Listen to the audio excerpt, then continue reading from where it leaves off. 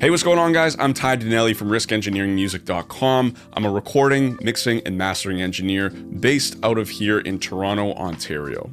Now, I want to go over something that I get asked a lot today, and that is, what is my vocal chain here at the studio? Like my recording vocal chain. Let's just jump right into it, not waste any time. Here is my chain. So right off the bat, this is my microphone of choice when I'm recording here at my studio, the Neumann U87. Hopefully you guys can focus in on that. When it came to me buying a kind of higher end microphone, I've always used 87s in studios throughout my whole career, and it's always been such a safe bet for the most part. There's a lot of microphones that tend to be super top end heavy or just really warmer on the low ends. I always found the 87 to be a really neutral kind of sound. Sure, it's got bumps here and there within the frequency spectrum, but overall, it's a safe bet, I find a lot of the times. So this was the microphone that I decided to go with. So this is typically what I always use to record artists here at my studio. All right, so next in my chain is my preamp. Now, over the years, I've gone through several different preamps. I've tried different styles. I've liked them, then I've got tired of them. For the past couple years or so, I've kind of settled on one that I personally really like for vocals. Again, it kind of works on a lot of different vocals. It's a safe bet, it's warm, it's characteristic, and that is the AMS Neve 1073 LB, which is in my 500 series rack, as you can see right behind me on my desk. And I get a question a lot from people like, hey Ty, what's your rack that you have? And people think that this case kind of comes with like a lunchbox. It doesn't. I had this custom made. So to anybody that might have asked, let me just answer that for you right off the bat. This was custom made that I put around a Heritage Audio lunchbox, okay? So the Neve 1073 LB, again, it's nice and characteristic. It's got a lot of color to it. It's warm, it's smooth. So that is what I typically like to go with when I'm recording vocals. And again, it works on pretty much any vocal you could possibly think of. So that is my pre of choice. Okay, next in my chain is compression. I've got two kind of different compressors that I like to use when recording vocals. One of them is the Universal Audio 1176. I like to use this more on kind of transient heavy vocals, specifically like a rapper, for instance, who's kind of rapping faster, like the flow is quick, and I want to be able to adjust the attack and release accordingly to that. Because a lot of the times when you're dealing with an artist who's kind of doing a faster flow or they're more aggressive, you kind of want your compression to really kind of clamp down. Like you want the needle to grab it, but then release it quickly as well. You don't want it to just kind of be moving all the way to the end or in the middle, because it just kind of overdoes it. But when you can kind of just clamp down and release it quickly, that's personally what I like. So if I'm doing something like that, it's typically going to be with the 1176. The other compressor I like to use a lot of the time is the Audioscape Optocomp. This is their version of an LA2A, and this thing is fantastic.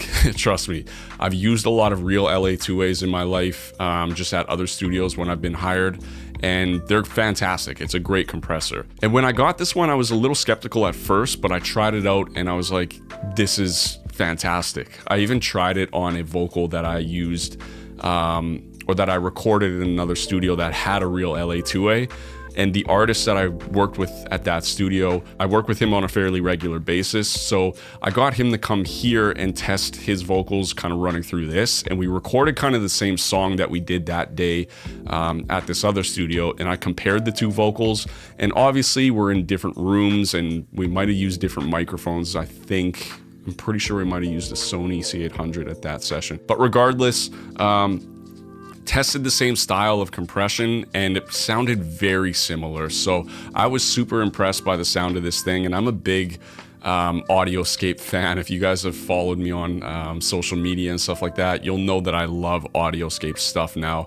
They've become such a great company over the years, so I'm a big fan of that style of compression. Typically more on singers, pop singers, R&B singers, that kind of thing, where the transients aren't as important. Obviously transients are important, but it's different from like a rapper, for instance, where they're maybe hitting more words or harder words throughout a line or a verse or a chorus, whatever. A singer, they might just be a little smoother and the transients aren't as punchy kind of thing. So that's typically when I would prefer to use an Optocomp over a FET style compressor like the 1176. So those are the two styles of compression. And a lot of times people ask me, well, why don't you use both of them when you're recording? There's the classic kind of 1176 going into the LA2A technique, which is fantastic. For me personally, it's a little overkill when I'm recording. I like to kind of record with one of them, and then typically I'll use the other one in the mix if it's needed. Like a lot of times if I'm recording with the opto, in the actual mixing session of the song, I'll put the 1176 on to kind of catch those transients that I kind of didn't maybe catch when recording. And again, I don't like to over compress when I'm recording as well, so I might get 3 dBs, 5 dBs on the opto, maybe even less on the 1176. It's nothing too crazy. So that's pretty much it when it comes to my vocal compression on my chain. Now, typically that's usually the extent of my chain.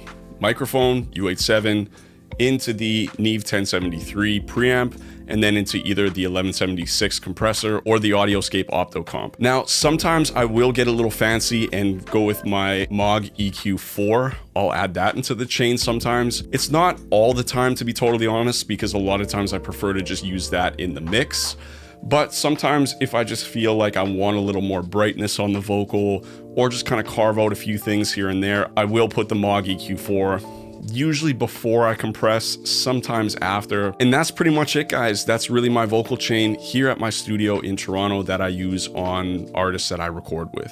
If you have any questions about anything, drop a comment. If you haven't subscribed already, please hit that subscribe button. There's going to be a lot more videos coming out real soon, so stay tuned. Take care, guys.